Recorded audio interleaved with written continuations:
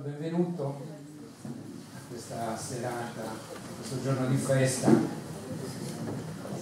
e do il benvenuto a Leonardo Casula, che abbiamo invitato a presentare il suo libro, il suo primo romanzo, pubblicato da Fandango Libri il 5 giugno, che si intitola Il trasloco.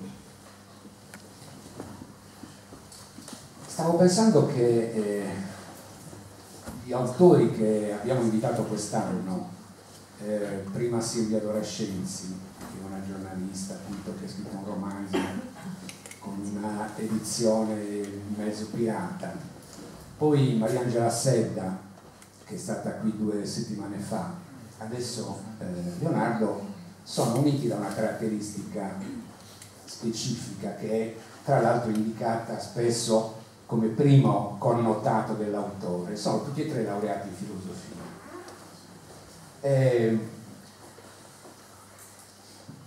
Ho pensato, in primavera c'era Luciano Marrocco, che credo sia anche lui laureato in filosofia, laureato in filosofia, appunto il nostro compaesano autore, che ha pubblicato con Transeuropa anche lui un romanzo di ambientazione seneghese. È un fatto curioso, insomma, che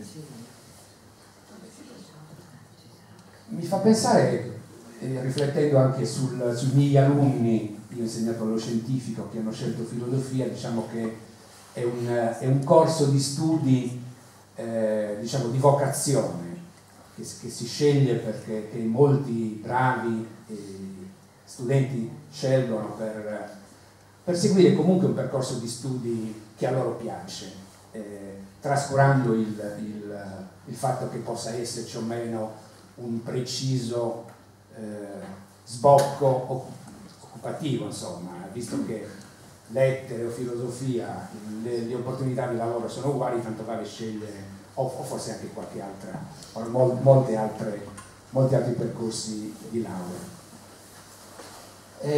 Però questo del percorso di studi di Leonardo penso che sia lo spunto giusto per chiedergli quello che penso sia dovere di chi ha il mio ruolo, e penso che sia anche curiosità di chi viene a sentire la presentazione di un autore di un libro, sentire i motivi della scelta di scrittura di chi si presenta al pubblico con un'opera letteraria. Qual è stato il percorso, diciamo, anche di studi, e poi perché fare lo scrittore?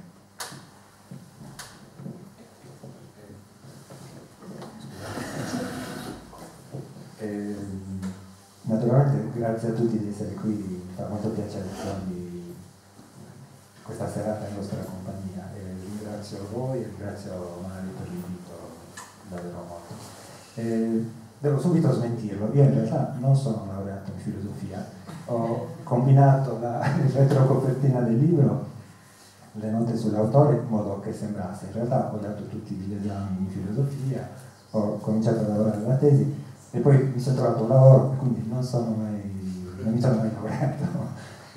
Mi sono abituato a truccare le carte nel compilare i curriculum per trovare lavoro, quindi uso una formula che fa pensare questo, ma in realtà ho fatto quegli studi per averlo, e li ho fatti, diciamo che il fatto di averli fatti ha avuto a che fare da subito con la scrittura. Io ho cominciato a baloccarmi con le parole, quindi a dar forma a piccoli racconti da ragazzino. C'è un momento in cui ti rendi conto che puoi andare avanti nelle cose che hai individuato come una tua possibile strada solo se il tuo lavoro diventa un po' più rigoroso. E per me questo ha significato appunto affrontare un corso di studi che avesse a che fare con le cose che mi interessavano, che mi interessava di scrivere, e quindi ho fatto con molta passione effettivamente lo studente finché l'ho fatto. Ripeto, percorrendo grosso modo tutto l'iter che normalmente uno studente compie. penso che una cosa abbia a che fare poi con il mio modo di intendere la scrittura, che è poco legato alla spontaneità e al lirismo, che invece per molti autori è importante. Io sono un po' tignoso come scrittore e quando mi occupo di quello lo faccio cercando di avere consapevolezza di quello che sto facendo e quindi nella gran parte delle cose che faccio, questa compresa, c'è una parte progettuale abbastanza forte. Poi, come tutte le cose di questo tipo, il progetto è spesso tradito dalla sua messa in opera e ci si trova a contraddirsi o comunque diciamo i meccanismi stessi della scrittura portano in luoghi molto diversi da quelli che si era progettato di visitare, quindi diciamo per quanto uno si imponga una certa lucidità o una qualche consapevolezza di quello che fa, poi è la scrittura che comanda e spesso è questo il bello, insomma, l'aspetto più avventuroso insomma, della scrittura. Entriamo a parlare, a presentare questo testo specifico, questo romanzo, Il trasloco. Sono d'accordo con Leonardo sul fatto che l'opera prende un suo avvio, una sua strada, si stratifica con vari piani di significato, diventa, credo, quando un autore ha il talento e la fortuna di essere bravo, credo che certe cose avvengano anche nel corso del processo creativo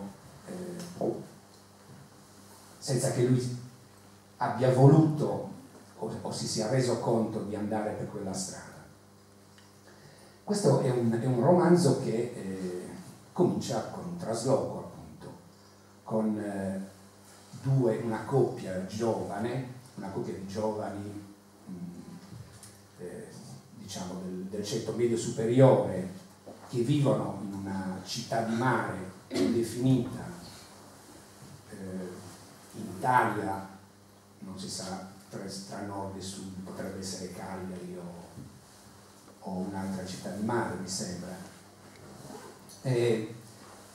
Decidono di cambiare casa, cambiano casa, chi ha desiderio soprattutto di questo cambiamento è il maschio, è il protagonista maschile che si chiama Milan, che insegna all'università teoria musicale, mentre la moglie è più restia, non avrebbe voglia, era affezionata alla vecchia casa. All'inizio del romanzo sono in questa nuova situazione, sono arrivati nella nuova casa. Come spesso succede, come abbiamo sentito raccontare tante volte in tanti romanzi o film, vicino alla casa abita qualcuno che è un vicino, diciamo, scomodo in generale, che è un vicino in questo caso inquietante. È un vicino che comincia a essere strano a partire dal fatto che uno straniero, si chiama Vargas, che è un cognome spagnolo, è una persona, è il cognome della madre, perché lui è poi di etnia zingara, ed è uno zingaro assimilato che ha lavoro, casa, è stabilizzato in sostanza, non è più nomade come quelli e in qualche modo soffre anche questa lo sente come la perdita di qualcosa di caratteristico della sua famiglia, della storia, della sua gente. Ecco, io chiamerei dicevo, è un vicino inquietante, un vicino un po' invadente, e chiederei a Francesca di leggere il capitolo in cui Vargas si presenta a Milan e comincia a definire la sua personalità con le sue parole, i suoi gesti. Aspettò che Mara fosse di sopra per tornare alla musica. Sentiva il vuoto tra una nota e l'altra, e poi qualcuno bussava, pochi tocchi leggeri. Il cane prese ad abbaiare. Abbaiava, gli veniva accanto agitato e poi riprendeva ad abbaiare, con lo sguardo rivolto alla porta. Lo prese per la collottola e lo chiuse nella cucina. Raggiunse la porta e quando l'aprì si trovò davanti un uomo in maniche di camicia che sorrideva. Lo vide avanzare di un passo nel tendere la mano e poi subito sentì il nome, Vargas, mentre a sua volta si avvicinava per rispondere al saluto. Lo sconosciuto aggiunse subito: abito qui a 2 passi, indicando la casa accanto, e rimase poi in attesa in una compostezza rilassata. Milan impiegò qualche istante per spostarsi dalla soglia e invitarlo a entrare. Il cane, chiuso nella cucina, abbaiava ancora. Non voglio disturbarvi, disse l'uomo, ho solo pensato di avvicinarmi un attimo per un saluto. Si infilò le mani nelle tasche e sorrise tranquillo. Se vi occorresse qualcosa non avete che da chiedere. Per un attimo Milan sostenne lo sguardo con cui l'altro lo fissava. Poi fece strada verso la sala, notando nel passargli accanto come il vicino ancora gli tenesse gli occhi addosso. Abbiamo da sistemare molte cose, disse accostandosi al divano. Quando si voltò, Vargas stava fermo accanto alla finestra e di nuovo lo osservava. Gli indicò la poltrona e chiese se potesse offrire qualcosa. Il vicino sollevò una mano senza una parola. La riabbassò subito dicendo: niente, grazie, ora vado, volevo solo salutarvi. Aggiunse poi di essere già venuto qualche ora prima e di non aver trovato nessuno. Lo disse come a riempire un silenzio imbarazzante, ma l'espressione non era di imbarazzo. Parole e gesti parevano succedersi pacati, in una leggerezza che contrastava con la forza degli occhi. Lo sguardo continuava ad accanirsi con una specie di sfrontatezza. Milan gli indovinava un fisico asciutto, agile sotto i vestiti perfettamente stirati. Veniva da pensare a una strana intelligenza del corpo, capace di una misura esatta nel gesto di saluto come nell'attività di fatica più dispendiosa. La stessa essenzialità gli riconosceva nei lineamenti, che parevano disegnati da un unico tratto deciso, senza ripensamenti. Si accomodi, insistette, le prepara un caffè, e poi sentì ringhiare il sommesso del cane farsi più vicino, e si accorse di Mara, i piedi sulla soglia che lo tratteneva. Avete imbiancato le pareti, disse l'uomo guardandosi intorno all'improvviso, come non si fosse ancora accorto della donna. Milan si rivolse quindi alla moglie dicendo: il signor Vargas abita qui accanto, è venuto a salutarci. La seguì con lo sguardo mentre si muoveva verso il centro della stanza, tendendo la mano allo sconosciuto. Le vide il sorriso quando arrivò ad un passo e poi le riconobbe un'espressione preoccupata. Il cane stava ora accanto alla poltrona. Quando Vargas si mosse, tornò sulla soglia e riprese a ringhiare. Buono Dagoberto, ripeteva la padrona accarezzandogli la gola. Diceva a suo marito che per qualsiasi cosa io sono qui a 2 passi, la mia porta è sempre aperta a voi. Lo sguardo dell'uomo ora si spostava veloce nella stanza, senza posarsi su niente. Le si rivolgeva sorridente e poi di nuovo prendeva a osservare di sfuggita ogni cosa. Mara disse: si accomodi, modulando il tono dell'invito come a lanciare una sfida. E quando il vicino rispose: grazie, ora bisogna che vada, Milan fu sorpreso dalla fermezza della voce. Lo accompagnò alla porta e rimase a osservarlo mentre si allontanava.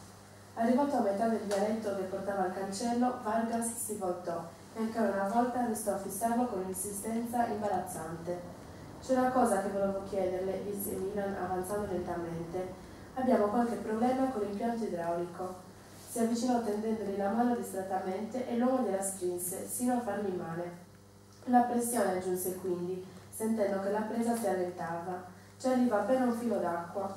Vargas sorrise distogliendo lo sguardo. È la tubatura che arriva dalla strada, rispose dopo una breve pausa, indicando il viale e un punto accanto al lampione nel quale doveva trovarsi l'allaccio dell'acquedotto.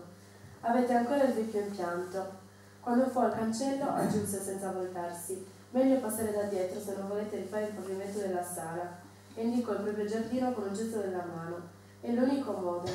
Trovò Mara accigliata quando rientrò. Il cane, accucciato ai suoi piedi, uggiolò nel vederlo. Si sollevò tranquillo e trotterellò per venire a portargli un guizzaglio.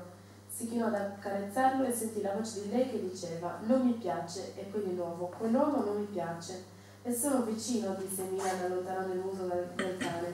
È stato gentile. Certo è stato gentile, non è un bell'uomo. Non scherzare, disse lei, ha qualcosa che non mi piace. E al nostro Dagoberto piace il signor Vargas? Riprese dopo un po' Milan, contendendo al cane la lunghezza del guinzaglio.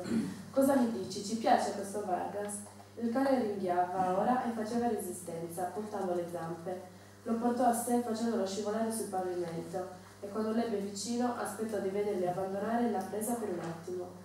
Si sollevò rapido tenendo in alto il guinzaglio riguadagnato e il cane gli fu addosso. Vuole uscire, disse Mara. Il cane lo guardava attento, le orecchie dritte e la coda rapida. Andiamo, ripeté Milan, andiamo a prendere il signor Vargas. E poi si mosse appena. Il cane si spostò verso la porta e di nuovo abbaiò. Agganciò il moschettone al collare e afferrò la maniglia. Quando spalancò la porta, Vargas era lì e lo guardava.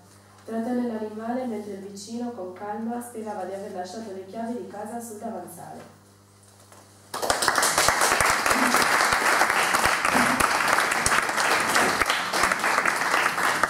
Brava Francesca.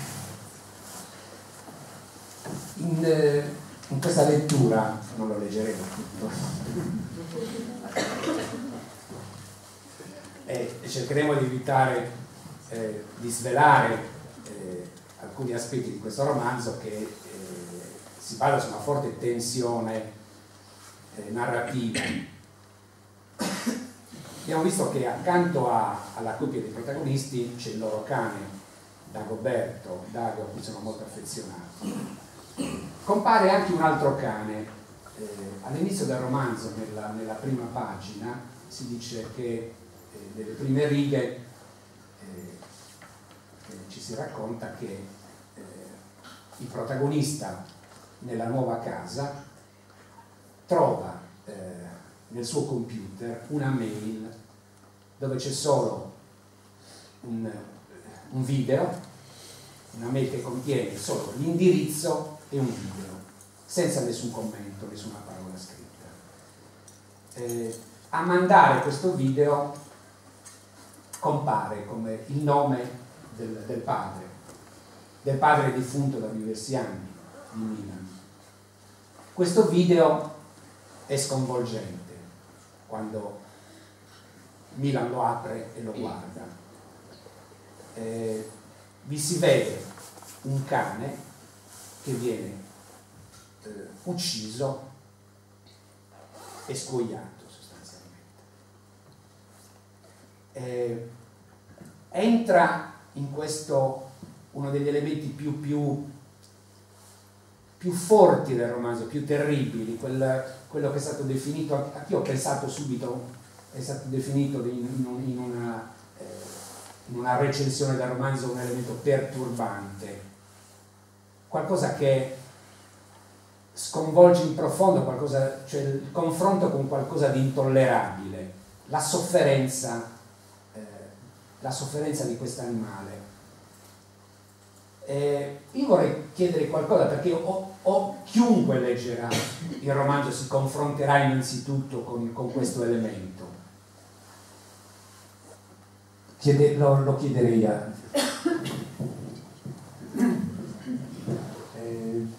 Dunque io ho qualche difficoltà a dare risposte profonde a questo quesito, cioè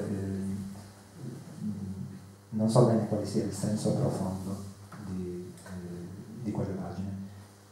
Posso dire più onestamente quale sia stato il meccanismo, la dinamica che mi ha portato a inserirle, a scriverle e poi inserirle nel romanzo, ed è una dinamica molto banale, un luogo comune, non tanto nella scrittura ma nel chiacchierare di scrittura, tira in ballo la funzione dei personaggi come dicevamo prima, nello sviluppo della storia che si racconta. C'è un momento in cui i personaggi cominciano a zampettare nel romanzo e si portano dietro la storia. E se ci pensate è una cosa che capita sovente e che in qualche misura la letteratura della nostra tradizione ha tematizzato.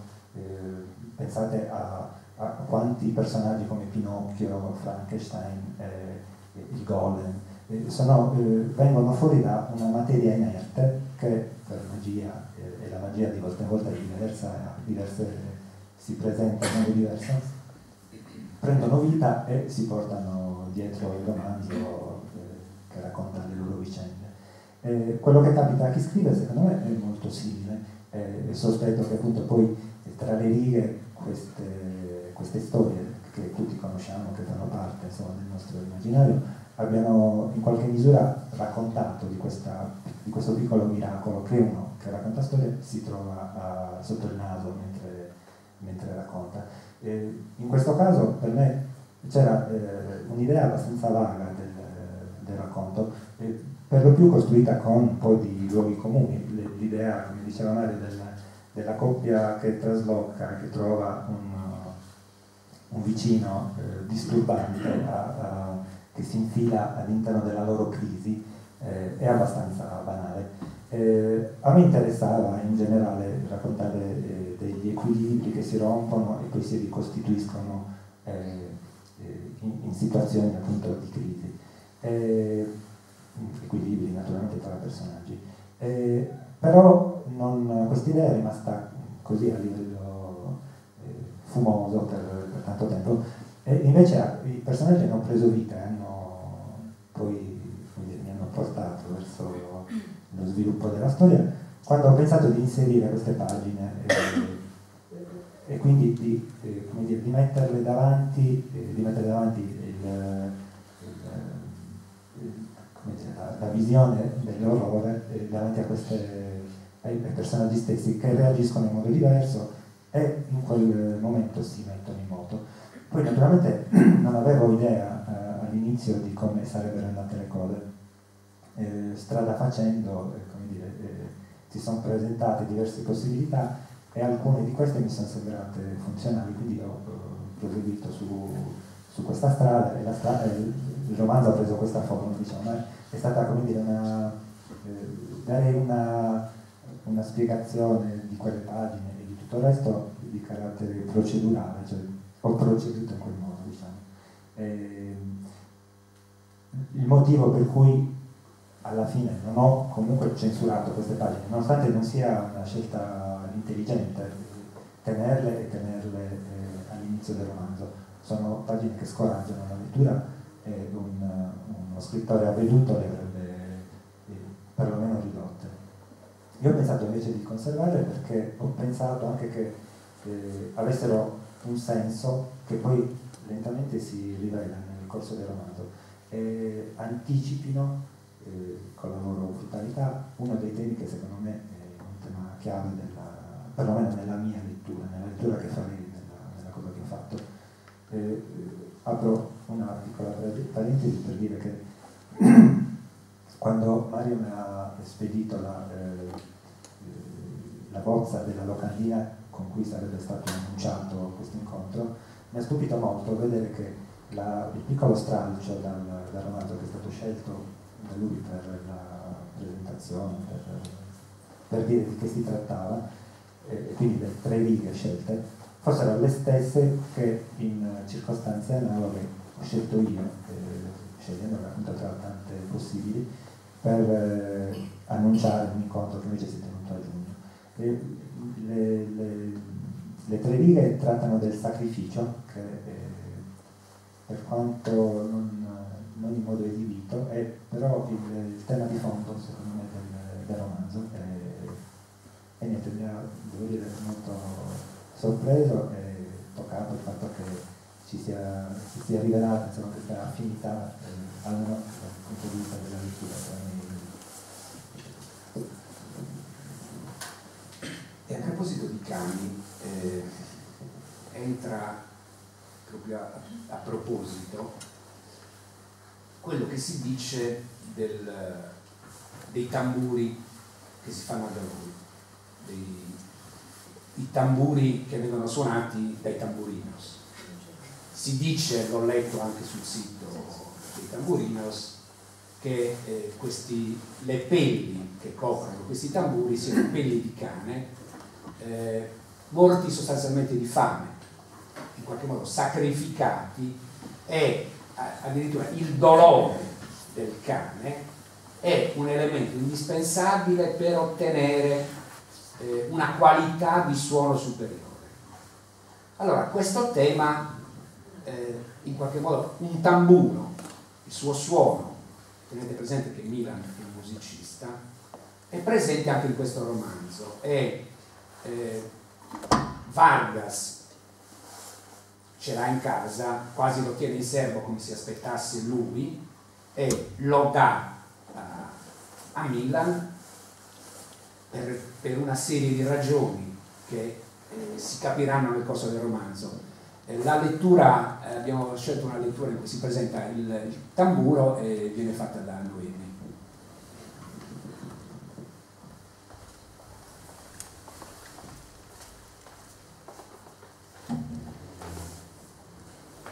Il tamburo era stato ricavato da un unico blocco di legno, scavato all'interno senza troppa cura, e invece levigato e perfettamente finito nella superficie esterna, modellate in forme sinuose, che sembravano alludere a una sensualità femminile d'altra cultura, o di un'epoca storica molto lontana.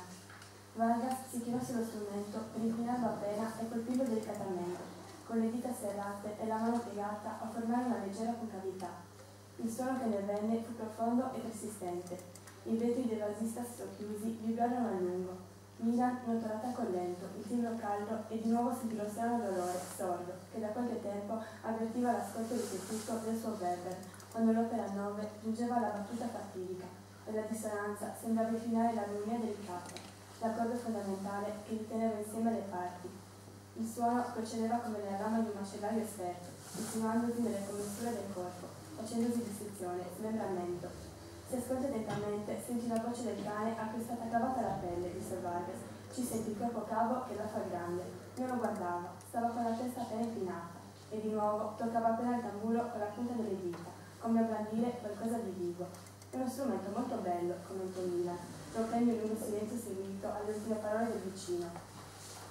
Vargas gli fu accanto, in piedi, leggermente proteso, e ripeteva: coraggio, prova, solo un colpo, indicandogli il tamburo. Su, non puoi aver paura anche di questo. Paura perché? Chiese Milan, e mentre pronunciava le parole sentiva crescere un'inquietudine strana, il senso di un pericolo imminente col quale avrebbe dovuto fare i conti. Il tamburo è un morto, disse il lento Vargas, ecco perché, ma è un morto che suona, e quindi è un morto vivente. Sottolineò il termine con un movimento rapido delle mani, e poi fu appena scosso da una risata breve, senza rumore. Scherzo, è ciò che si dice dalle mie parti a proposito di queste cose. Lo guardava serio, adesso, rivolgeva le parole dopo averle sopesate a lungo. All'origine c'è sempre un sacrificio, Milan. Non suona niente senza sacrificio, lo capisci da solo. La pelle deve essere morta e secca, e allora il suono mette in comunicazione con la terra dei morti ed è capace di riportare alla vita. Ancora colpì la pelle tesa del tamburo, chinandosi all'improvviso, e ancora Milan sentì muovere qualcosa nel petto. Sono strumenti che non so suonare, si schermì. Non viene fuori granché se non sai come suonarli. Oh, con questo non ci sono problemi, questo suona da solo. Milan si chinò al suo fianco, osservava da presso le decorazioni stilizzate, incise sul legno del fusto, motivi diversi che parevano descrivere una cosmogonia elementare. Significano qualcosa questi segni? Chiese dopo una breve pausa, e si appresse di farlo per allontanare il momento in cui avrebbe dovuto toccare la pelle dello strumento. Di nuovo un'ansia motivata lo frenava.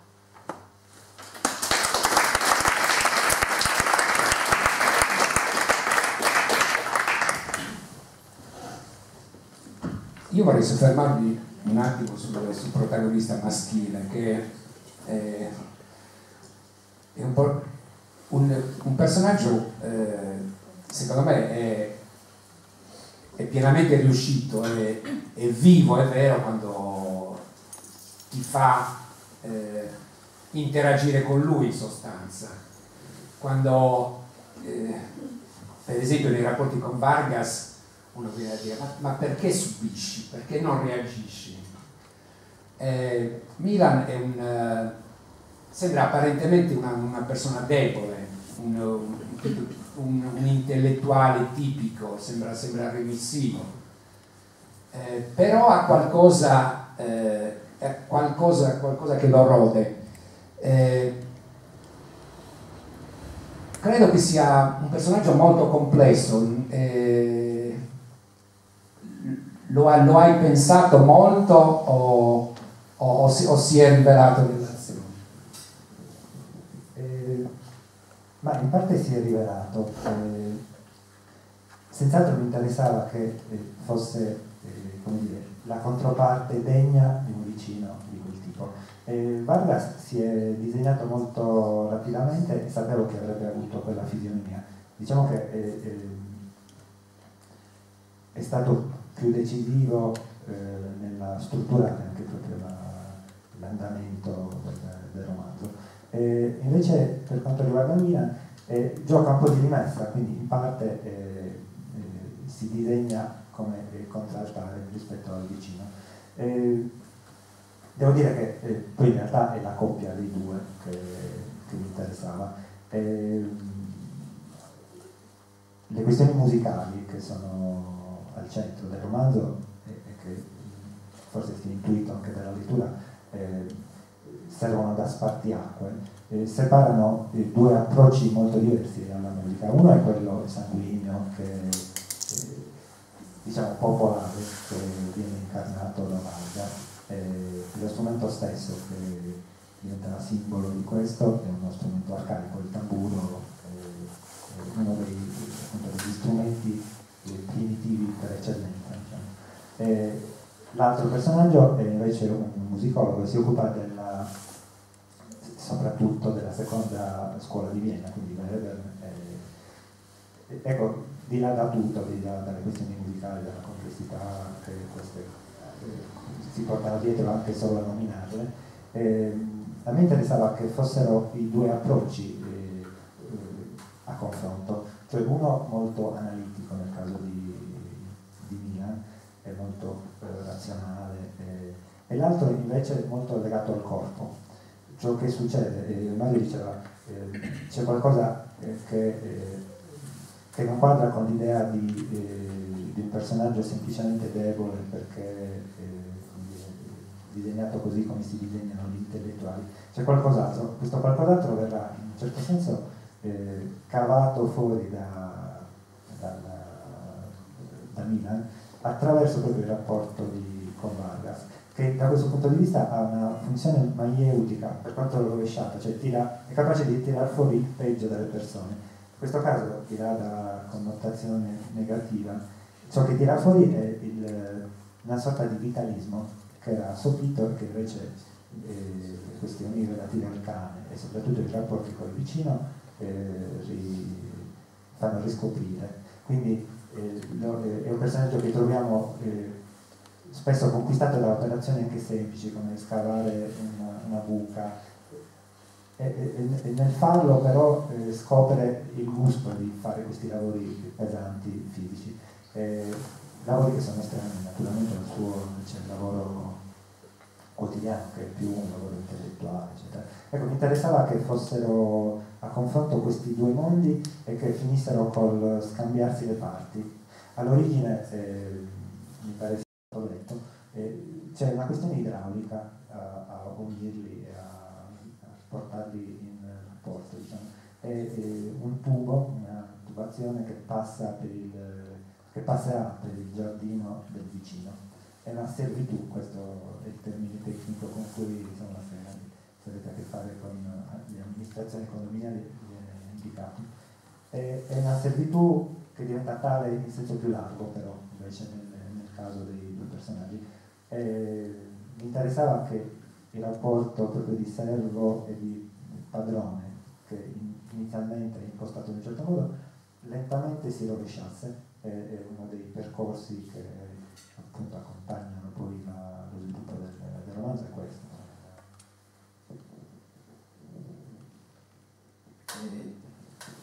Io ho l'impressione proprio del fatto che per Milan ci fosse una specie di precipitare, mi è venuto in mente Cuore di tenebra,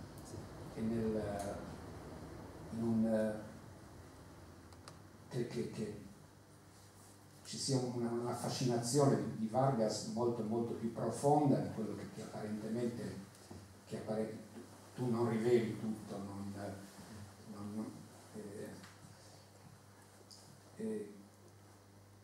siamo portati a vedere le conseguenze, il narratore non ci dice il percorso dei pensieri, delle azioni sempre del protagonista, perché insomma dobbiamo essere sorpresi. Ci sono alcuni altri fatti importanti che succedono e lì mi fermo e del corso del romanzo non dirò nient'altro.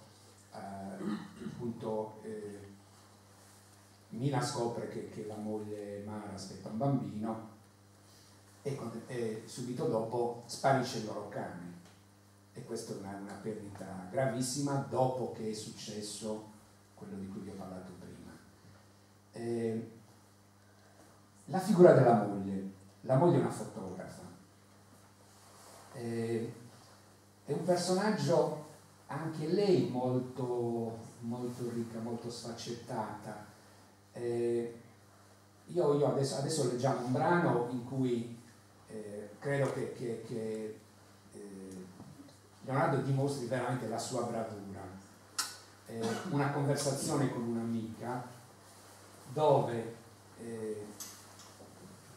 Leonardo segue lo sguardo di lei che parla e intreccia la conversazione con quasi le immagini che scorrono attorno ai due personaggi, e questo sta nel lettore che deve leggere.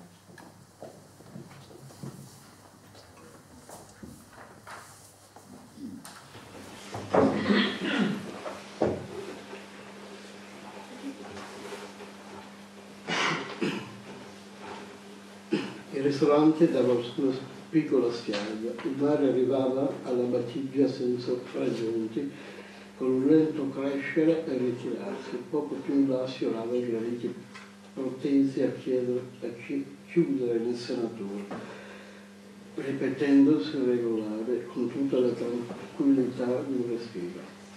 Grandi vetrate separavano la sala interna dalla terrazza. Nella notte d'estate i tavoli disposti accanto alla nostra godevano la vista del golfo, la luminiera intensa della città. Le rosarie lampioni nelle strade scendevano ripide nel cuore della marina, la stizza immobile dei fari sul mare. Viste da qui, a qualche chilometro di distanza, sembrava disegnare il profilo di un grande transatlantico acceso nel buio. No, non l'ho mai fatto, ribatte Mara, e nel dirlo di nuovo, perché avrevo gli occhi una linea d'orizzonte tanto definita da parere vicina, rimase assorta, come a cercare una parola ulteriore, poi si accorse e non niente da aggiungere. Tornava all'argomento in modo disordinato, una volta mettendo insieme frammenti sparsi, scampoli incoerenti che parevano rifiutarsi di fornire forma compiuta del dialogo. Lo fai da quando ti conosco, ripete Carmela, tranquilla. Mara si voltò di nuovo e vide l'amica sorridere che la guardava in attesa di un segno di assenso. Lo fai con tutto, le sentì dire ancora, e l'espressione di questo punto era di stupore, non si capacitasse di tanta inconsapevolezza. Lo fai comunque, anche quando non sei interessato, lo fai per vedere se ti riesce. No, non ti capisco, disse lei con un tono preoccupato, e dopo che sei strano. Una nave di linea scivolava lenta in direzione del porto, pareva il filo dell'orizzonte si tendesse a tirarla verso la prova. Illuminata da un attimo di sole, d'improvviso sfolgorava bianchissima sul fondo del cielo ancora scuro, e di nuovo si adombrava di lì a un momento per un'età. Riprese il lavoro, le fotografie delle diverse pietanze si succedevano allo schermo in una cornucopia immaginaria che nel gusto, le fragranze si seguiva l'esuberanza visiva dei piatti. Lo sai cosa penso? Disse dopo un lungo silenzio. Lo vuoi sapere? E poi tornò con lo sguardo al mare, considerando il tragitto compiuto dalla nave durante il breve dialogo. Tentava di cogliere il movimento impercettibile dello scafo luminoso, di apprezzare con gli occhi lo spostamento lungo la rotta. Aggiunse poi: Avrò fatto magari per far male a lui, a Mila, e fu di nuovo attenta alle immagini, di essere la linea il proprio piano verso polizio dissolversi nella sfocatura immagini del quadro. E suo amico riprese dopo un attimo e poi concluse: lo era già quando ci siamo conosciuti. Carmela continuava a lavorare e anche amico tuo, Benno, ruotò leggermente il piatto sul ripiano illuminato, serrò l'intrico degli spaghetti attraverso il mirino e ancora spostò il tutto, portando i gusci dei molluschi in una parte dell'immagine fuori dal fuoco. E anche amico mio, certo, l'amica riprese, concentrato allo scatto. Non hai bisogno di cercare altri motivi, lo fa perché ti piace. La guardò di nuovo, trasalì, trasferì il piatto fotografato sul tavolo accanto alla finestra, si sedette appoggiando la schiena alla staniera e dopo un attimo allungò le gambe. No, non ti piace. Sto cercando di capire, ma non mi aiuti in questo modo. Si allontanò accompagnando il passo con un movimento rigido della mano verso l'alto. Non mi piace il tono che usi. Sì, disse l'amica, il mio tono, rise un poco prima di riprendere. Ma ci vedi, lo senti quello che dici? Fu in piedi e nel parlare aggiustava il risvolto della giacca. Sei sempre in balia di qualcosa, tu, disse tranquilla. Non sei mai responsabile di niente. Sei come questa roba, sembri buona ma non ti si può mangiare. Si avvicinò alla macchina e rimase a osservare il piatto appena fotografato. Scusa, mi disse dopo un po'. Poi ripeté, scusa, rivolgendo lo sguardo.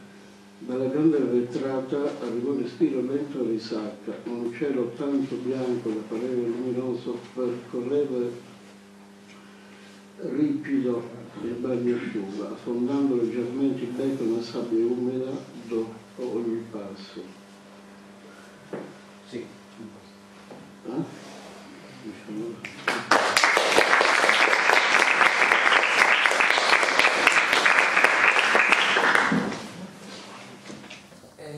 Diciamo che qui si delinea alcuni aspetti del personaggio femminile. Vi dicevo all'inizio che si tratta di una coppia in crisi, non so se è un rapporto irrecuperabile, sembra dall'inizio. Per cui questa ragazza, questa giovane signora cerca istintivamente di salvarsi di una situazione anche per lei importante e delicata quando si rende conto di aspettare un figlio e vede che il marito è su una strada dove lei non riesce a seguirlo. Ci sono tipiche battute di dialogo: tu non mi ascolti, io parlo ma tu sembra che sia da qualsiasi altra parte. Ecco, io sono colpito forse più nei brani in cui si parla di dove Mara è la protagonista, della creazione di un alone attorno ai personaggi, cioè e mi sembra che sia anche questo in sostanza un elemento musicale. Mi sembra che l'elemento musicale nella tua opera sia fondamentale. Diciamo che c'è una colonna sonora in sostanza sempre. Sì, la musica quando si scrive è pilota il gioco, secondo me, nel senso che le cose vengono perché hanno una cadenza e una musicalità. In questo caso si trattava di raccontare una tradizione musicale che in realtà ha contraddetto molto di quello che noi pensiamo sia la natura dell'ascolto e quindi poi anche la naturalezza con cui si costruiscono le cose musicali. La seconda scuola di Vienna ha eliminato la tonalità come riferimento nella produzione della musica. Allora mi interessava che fosse percepibile il suono della scrittura, e però mi interessava anche a tratti, in modo dove mi sembrava significativo, che questa cosa venisse invece contraddetta e la scrittura diventasse una scrittura stentata e smozzicata e perdesse, come dire, la fluidità e il respiro che invece quando scrivi perché ti fai prendere dalla scrittura diviene più naturale. Era funzionale un po' al racconto, come dicevo, di questa tradizione musicale, un po' anche al disegno dei personaggi che sono che vivono in una situazione di totale spaesamento e che in questo quadro, nel quadro di una mancanza di riferimenti simile a quello che appunto poi capita in quel tipo di musica, la mancanza di una tonalità a cui rifarsi, sbarellano procedono in modi diversi, su strade diversi, però verso una crisi che rispondono è irrimediabile, sì, di fatto poi non verrà risolta. Ognuno dei personaggi ha in modo anche un po' artificioso delle passioni. È un po' bizzarro che nella stessa famiglia uno si occupi di musica e l'altra di fotografia, sa un po' come dire, costruito. In realtà mi interessava che questi personaggi fossero simili alle persone che conosco, che spesso si occupano o di fotografia o di musica e che vivono in questo mondo un po' artefatto che l'esperienza estetica si costruisce intorno. E mi interessava che fossero personaggi nei quali è facile immedesimarsi, perché poi arrivano a compiere delle azioni oppure a formulare dei pensieri che sono invece abbastanza estranei alla nostra quotidianità, alla nostra normalità. Mi interessava che questa eccezionalità venisse poi letta, fosse leggibile come un progresso a partire però da situazioni che invece sono quelle nostre, insomma. E da questo secondo me poi viene per molti che leggono un po' il senso di inquietudine. Ciò che inquieta è il fatto che poi quegli eventi sono alla portata di ognuno di noi. Ogni personaggio ha poi all'interno della propria passione, diciamo così, un percorso. Quello di Milan è un percorso paradossale, ma non è meno paradossale quello di Mara. Milan parte da una considerazione molto intellettuale della musica, il suo approccio è quello, studia la partitura e prima ancora di ascoltare una nota deve avere la consapevolezza di ciò che la partitura gli propone e finirà con l'ascoltare canzonette, con il trovare nelle canzoni pop qualcosa di rivelativo, come se i suoi studi invece nell'ambito della musica colta questa cosa non gliel'avessero regalata.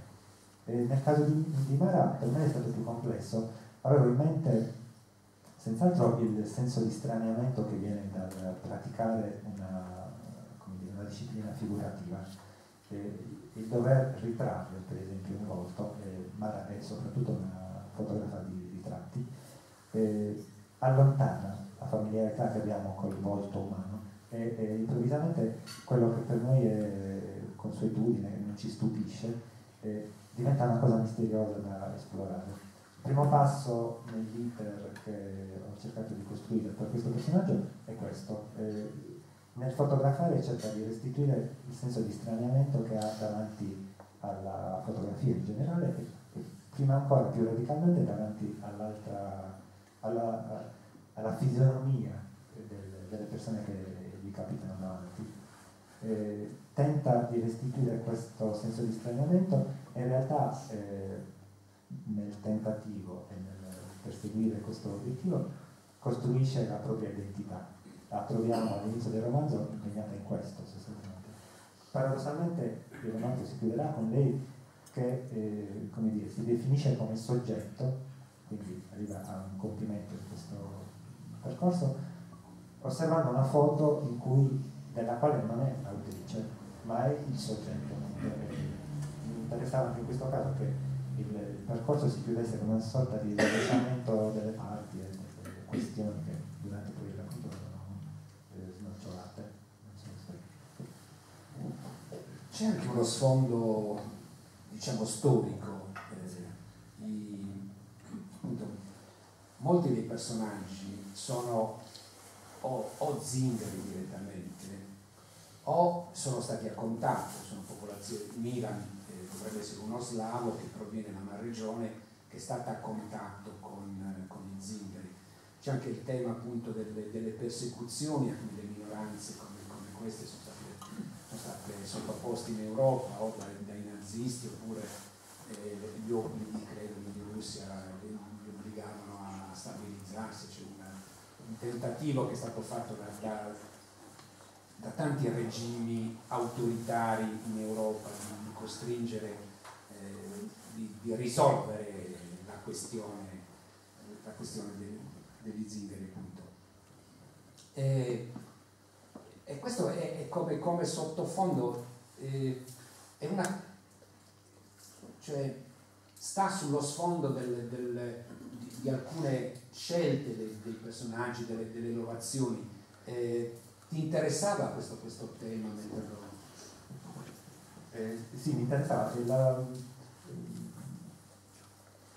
Ho pensato subito che Vargas avesse queste origini. In realtà poi è molto ambiguo. Ciò che sappiamo di lui ce lo dice lui, e lui si definisce un mentitore, quindi sino all'ultimo non si capisce bene in realtà quali siano i suoi trascorsi e quali siano le sue origini.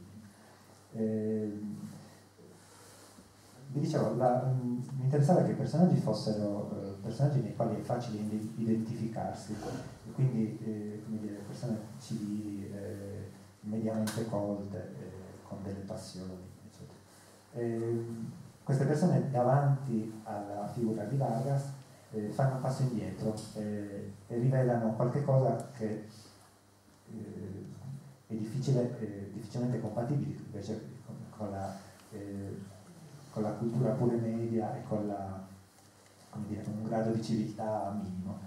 Diventano in un certo senso razzisti, si fanno prendere dai pregiudizi e ragionano, guardando al vicino di casa,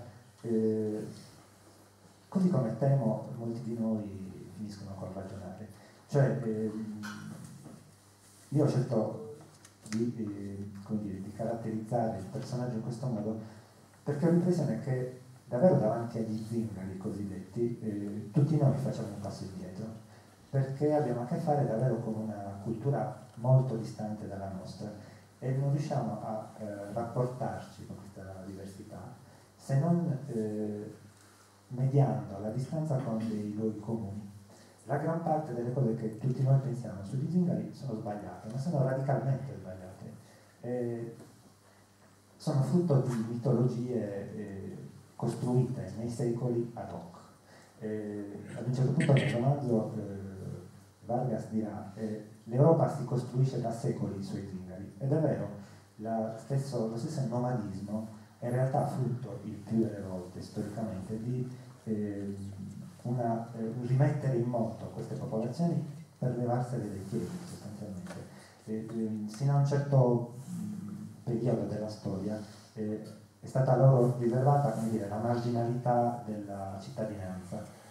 Quindi questi personaggi arrivavano e avevano un ruolo molto coerente con la loro posizione anche proprio geografica nella città, stavano ai margini e da questi margini mediavano, avevano sempre questa funzione, quindi non so, erano sensali, mediavano la vendita dei cavalli, per lo più erano esperti di cavalli. Ogni volta da questa marginalità sono stati spinti lontano e rimessi in moto.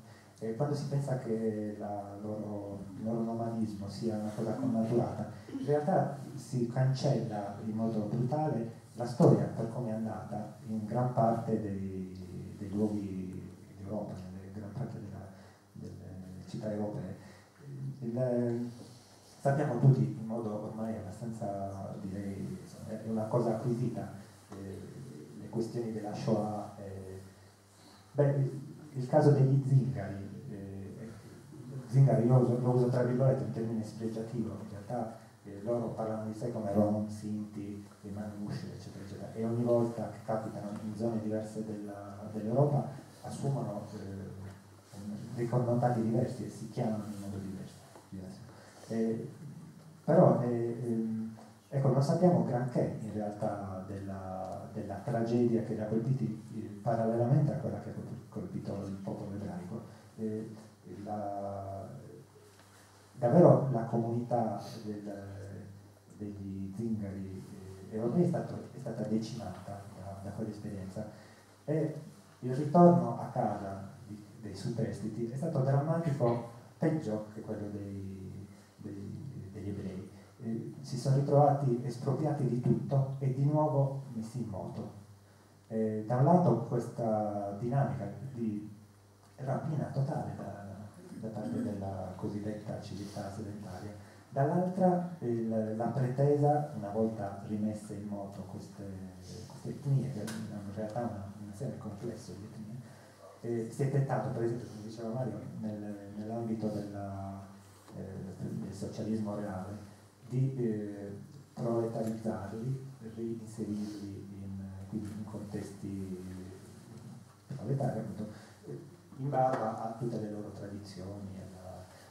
La cosa è stata capillare e tremenda, cioè, un'altra cosa che il personaggio racconta è di avere un nome che non è il suo, perché l'altra cosa che si è fatta è di cambiare il nome delle diverse famiglie in modo che fosse più vicino a ciò che il potere di quel momento in quei luoghi aveva bisogno, insomma.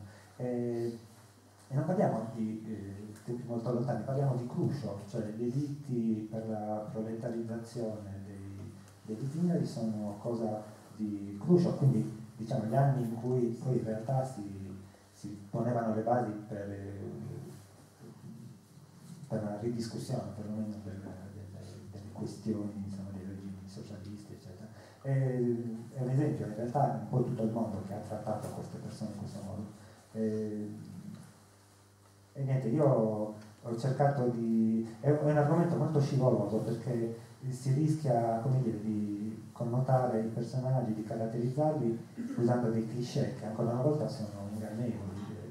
Allora io ho cercato di evitare un po' i luoghi comuni e di costruire un personaggio che fosse in parte aderente a quelli, in parte se ne discostasse e presentasse delle anomalie che perlomeno servissero a far balenare qualche dubbio, cercare le nostre convinzioni a proposito di chi non conosciamo.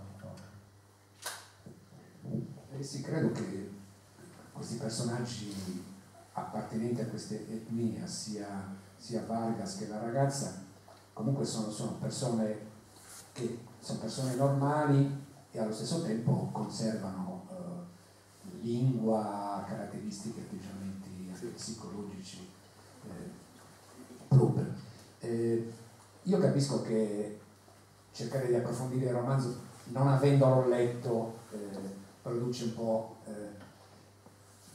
però mi pare che le letture cercano di dare in qualche modo lo spunto per avvicinarsi all'opera. Io l'ultima lettura che abbiamo scelto riguarda il rapporto tra musica, cioè una conferma della centralità della musica in relazione alla psicologia del protagonista, il rapporto tra ascolto musicale, sensazioni trasmesse dall'ascolto musicale e il dolore che sente il protagonista per la mancanza del padre, per dire, e una conseguente autocommiserazione, che è una parola che si lega anche alla pratica artistica musicale. Diciamo che il cerchio si chiude, i conti tornano e si finisce con questo concetto che poi vedremo, su cui poi chiederò a Leonardo. Silvia conclude con l'ultima lettura.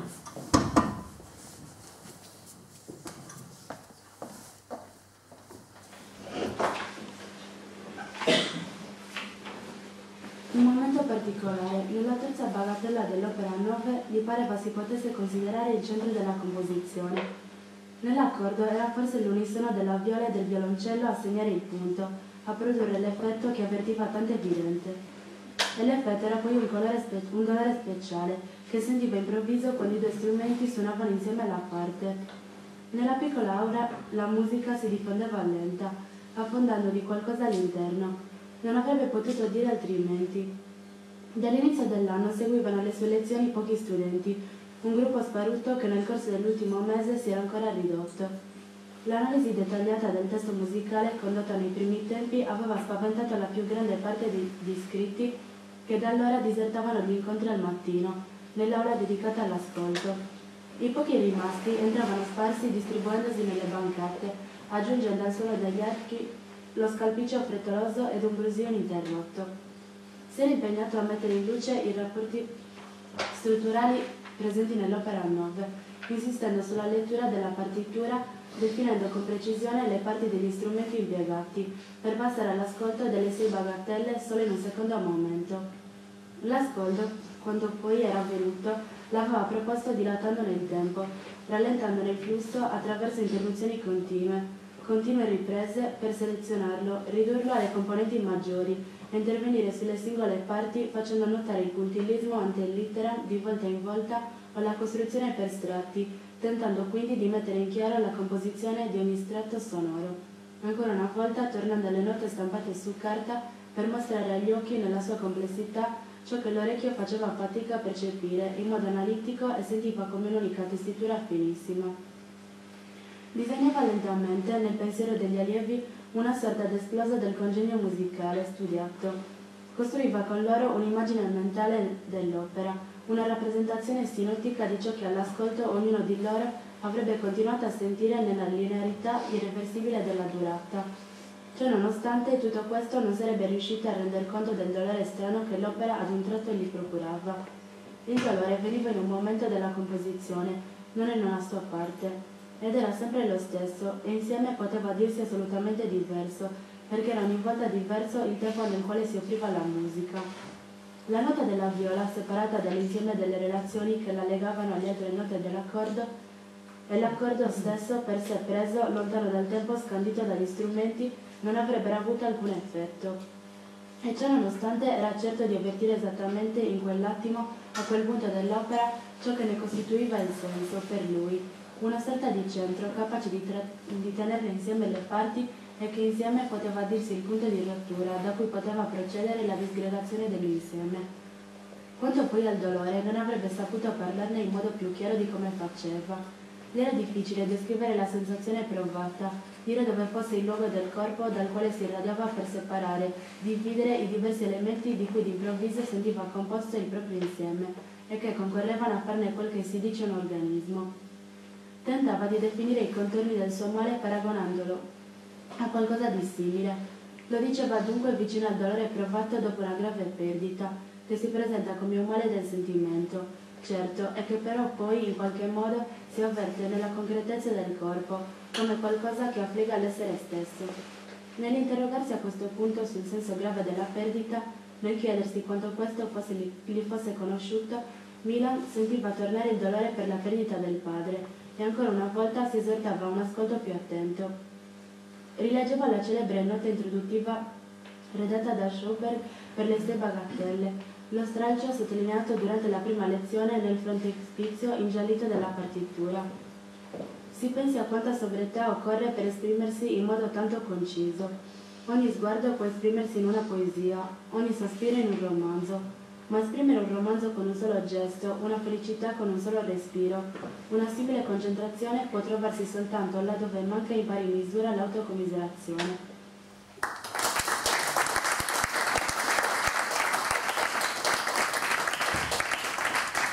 Ringrazio Silvia, Tore, Noemi e Francesca. Dico, a me fa molto piacere sentire le loro voci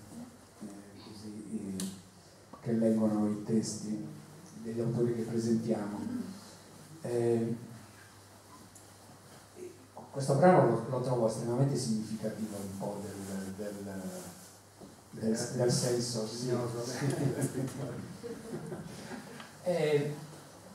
Vorrei chiederti qualcosa sul rapporto col padre, che è un rapporto centrale e allo stesso tempo misterioso, ma diciamo il romanzo si chiude anche, non a caso credo, con dei frammenti delle lettere scritte della madre al padre, lettere che il padre avrebbe voluto, che voleva che lui non leggesse, e lui tu ce le fai conoscere solo qualche frammento. Sì, il padre di Milan si intuisce, ha avuto una qualche parte nei regimi dell'Est, un ruolo che viene definito come dire, in termini un po' burocratici, non si è macchiato probabilmente di nessun delitto efferato, però nel rapporto con la gente di Vargas lui era dall'altra parte. Non mi sono immaginato che ci fossero dei pregressi a separare i due personaggi, Milan e Vargas. Non hanno mai avuto a che fare direttamente uno con l'altro, né le loro famiglie, come pure potrebbe venire in mente leggendo il romanzo. È proprio una separazione che ha visto la gente di uno e la gente dell'altra schierata su due fronti diversi. È una cosa di cui Milan non ha consapevolezza, è una delle tante cose che la maieutica di Vargas aiuta a tirar fuori. La cosa di fondo è un senso di colpa, perché Milan, che abbiamo descritto come appunto una persona di media cultura, uno di noi, in senso largo, rifiuta di prendere consapevolezza di questo. E buona parte di ciò che capita, soprattutto nei rapporti tra Milan e Vargas, ha questa mira da parte di Vargas. Vuole, lo ripete continuamente, vuole che lui si renda conto, non per uno spirito di vendetta, ma perché vuole che lui abbia chiaro da dove viene, e da dove viene poi per converso la gente e Vargas stesso, la gente di Vargas e Vargas stesso. Quindi è la proposta di un itinerario di conoscenza, una conoscenza dolorosa, ma che il dolore sia uno dei modi di conoscere per questo personaggio. Per Milan è evidente da subito, le pagine che sono state lette adesso sono abbastanza all'inizio del romanzo, altro motivo per cui poi perdo lettori effettivamente, perché sono rognose da subito, insomma. Anche in quel caso ciò che è in ballo è la liceità stessa di cercare un centro delle cose. Nella musica di Weber, così come è stata descritta nei suoi effetti in questo caso, ciò che emerge è la difficoltà di trovare un centro, mentre per la nostra tradizione musicale è stato da subito chiaro che il centro era la tonalità. E questa, strutturava la composizione musicale, quale che fosse la sua forma. Con la seconda scuola di Weber questa cosa salta, non c'è più un centro. Milan, che insegna queste cose, insiste con i propri allievi perché sia chiaro che non devono cercare un centro, la cosa deve essere percepita con un altro pensiero, con un altro approccio. D'altra parte lui invece ci racconta di come per lui comunque un centro si sia rivelato, ed è un centro legato proprio al dolore della perdita, che avrebbe difficoltà a spiegare e che però finisce con lo strutturare la partitura. Ecco, questo dolore è anche un po' il centro del romanzo, che ricompare come motivo fondamentale del sacrificio e di tutto ciò che sta intorno a questo, o per risonanza, diciamo, anche se la logica non è troppo chiara a volte, ed è come se in queste pagine si mostrasse una difficoltà che è stata la mia, cioè il romanzo proprio storicamente si propone come forma letteraria perché non ha più un centro chiaro, mentre la novella, di cui la nostra tradizione è ricchissima, ha un centro chiaro, Il romanzo si definisce proprio come qualcosa che funziona come accumulo e stratificazione, come divagazione rispetto alla direzione che viene impresa dall'avere un centro. Ecco, qui il genere letterario in cui questo romanzo si iscrive è quello del noir, insomma, nel senso largo, del thriller, e quello è un genere letterario che di nuovo si porta dietro un centro che deve essere chiaro da subito, e però contemporaneamente nei modi in cui le cose vengono raccontate tradisce questa cosa. Rimane quindi l'ambiguità di avere un centro che è rappresentato dal padre, dal rapporto col padre, dai dolori che ne conseguono, e poi dalla dover continuamente divagare, ed è questo uno dei motivi per cui questo rapporto poi in fondo non viene chiarito sino in fondo. Si capisce che storicamente è rilevante e ha, come dire, determinato alcuni percorsi dei personaggi. Poi sarà oggi non è stato possibile portare i libri per consentire di acquistarli. Comunque il libro lo abbiamo in biblioteca, e se ci fossero richieste potremmo pensare a farlo arrivare. Io concludo con un'ultima domanda, se qualcuno di voi poi vorrà intervenire, ha delle cose da chiedere a Leonardo, naturalmente il benvenuto. Diversi di voi hanno fatto un laboratorio di scrittura e adesso appunto mi rendo conto, almeno 7-8 qui. Forse appunto qualche domanda che riguardi tecnicamente, secondo me uno dei momenti essenziali, una delle cose di cui si deve convincere chi scrive è che le cose che si scrivono poi vanno riviste, cioè credo che anche almeno così si dice da qui, che una delle cose più importanti sia per esempio togliere. Ecco, vorrei chiederti su questi aspetti tecnici della scrittura come ti comporti, come vivi questi aspetti. Sì, è importante togliere tutto quello che si può, che non è essenziale, perché qualcos'altro venga fuori. Quello che uno normalmente vuole far venire fuori raramente nella pagina. Insomma, è molto facile confondere ciò che si ha in testa con ciò che poi di fatto è nella pagina. È un buon esercizio quello di asciugare e arrivare a un punto in cui è inequivocabile il fatto che qualcosa sia rimasto nella pagina oppure no. Ed è un ottimo esercizio quello di confrontarsi con chi legge.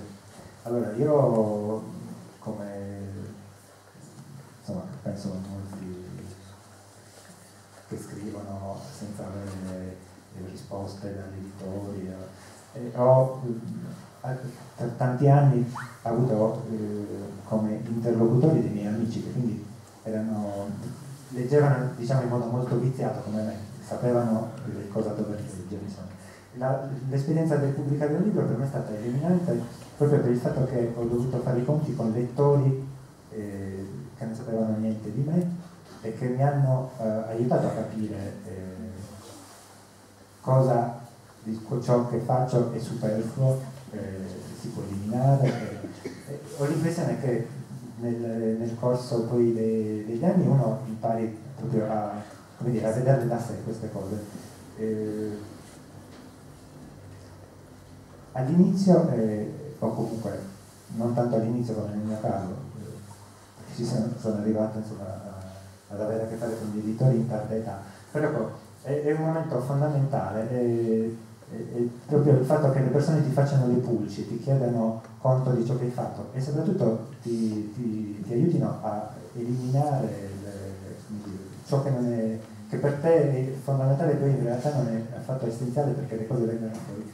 Questo è una buona palestra, io la auguro a tutti di avere a che fare con un editor cattivo che ti faccia le pulci, A me in parte è successo in questi anni, devo dire è stato salutare, e sicuramente la mia scrittura è cambiata grazie a questo e la trovo più essenziale adesso, meno, insomma, in molte cose, insomma, non so bene come dire, e spesso uno si innamora delle proprie cose e pensa che la bellezza di una pagina sia fondamentale. Ecco, spesso la bellezza di una pagina non è affatto fondamentale. Io, quando mi è capitato di fare delle presentazioni su questo libro, mi sono sempre trovato abbastanza nell'imbarazzo di scegliere che cosa leggere, perché poi non ci sono delle pagine belle, secondo me, e non ci sono, non solo perché non sarei capace di scriverle, ma perché non è stata quella la mia intenzione. A me mi interessava che la cosa funzionasse, e col dire funzionasse intendo una cosa che riguarda un po' come dire, la dinamica della lettura, che vorrei che andasse in una certa direzione, quindi mi sforzo di scrivere in modo che le cose vadano in quella direzione per chi legge, ma ha a che fare anche con qualcosa che, come dire, è importante che di là dalla bellezza delle pagine qualcosa si riveli, e la scrittura serve a questo sostanzialmente, e di là dalla sua bellezza o bruttezza deve funzionare da questo punto di vista. Ripeto, è un lavoro che è molto difficile fare in modo autistico, e invece è utilissimo farlo nel confronto con le persone, è il motivo per il quale, ripeto, auguro a chi si è cimentato nell'impresa di scrivere di avere degli interlocutori degni che una mano in proposito di andare.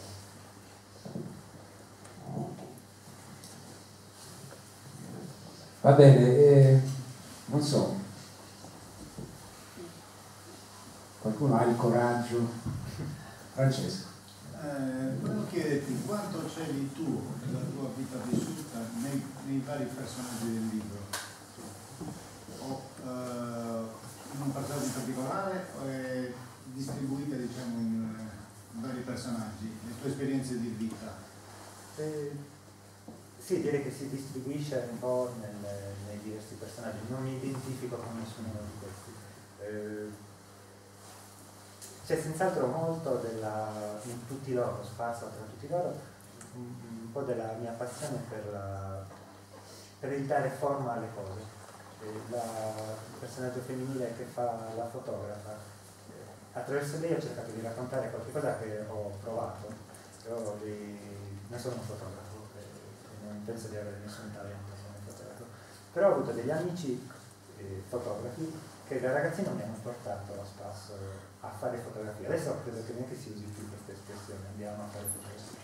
Ai miei tempi già si faceva, e di là dai risultati è proprio l'esercizio dell'attenzione nei confronti degli oggetti, se lo fai, come dire, come prassi nella tua vita, finisci col guardare inquadrando, e vuol dire che il tuo sguardo proprio cambia. Ecco, quell'esercizio senz'altro io ho cercato di raccontarlo raccontando di questo personaggio.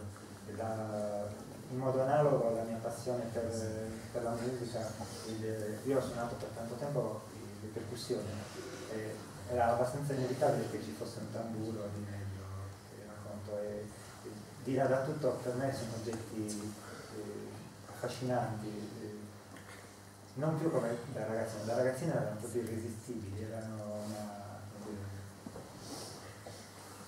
come luccicare per la gatta, però è rimasto che sono strumenti proprio per la loro primordialità irresistibili per me.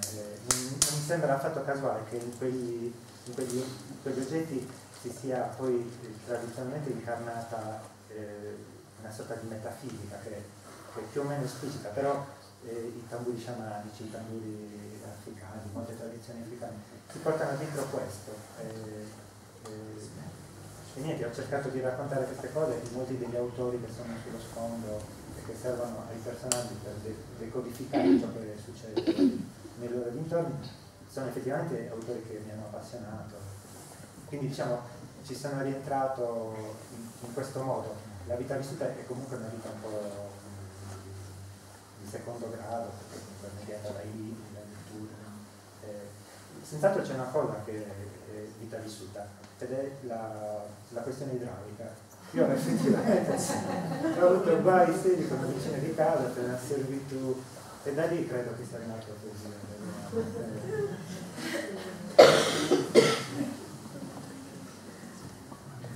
C'è qualche altra domanda? Allora chiudiamo. Ringrazio molto Leonardo, credo che sia stata una bella serata, ringrazio i ragazzi, ringrazio tutti voi e al prossimo appuntamento, speriamo presto. Grazie.